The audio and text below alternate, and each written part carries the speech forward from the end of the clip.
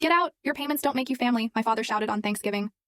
Mom whispered, You're only jealous of your brother. Can you imagine pouring your heart, your money, your life into supporting your parents, only to be branded selfish and manipulative at your own Thanksgiving dinner? That night, something inside me didn't just break. It shattered.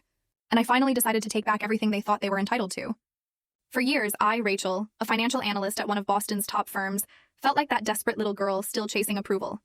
Every month, as I transferred $1,600 for my parents' mortgage, it was a stinging reminder. Despite bankrolling their entire lifestyle, I was always the family disappointment, while my younger brother, Kevin, basked in unearned praise. Growing up in the Morgan household, one thing was crystal clear.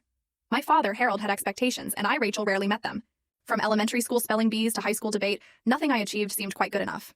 Second place is just the first loser, he'd sneer, examining my trophies with barely hidden disdain. My mother, Linda, was different, but not better. Dad's criticism was a sharp cut. Mom's indifference was a slow, festering wound. That's nice, dear, she'd murmur, barely glancing up from whatever magazine featured Kevin's football team. Her apathy cut deeper than Dad's words ever could. Then there was Kevin. 3 years younger, he became the golden child the moment he threw his first perfect spiral at age 7. His mediocre grades? He's focusing on what really matters. My straight A's? Trying too hard to show off.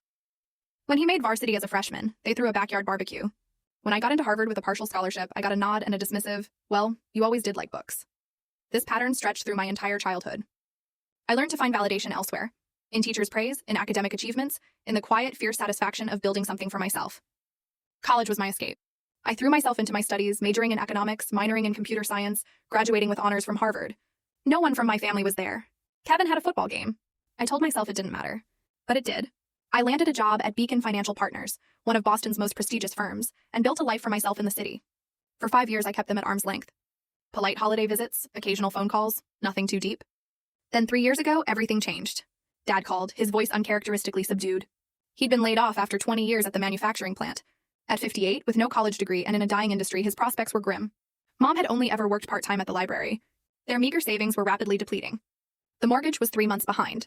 They were about to lose the house I grew up in. I had just received a substantial promotion. My new salary afforded a comfortable life in Boston and enough left over to build my savings and... Full story video added in below.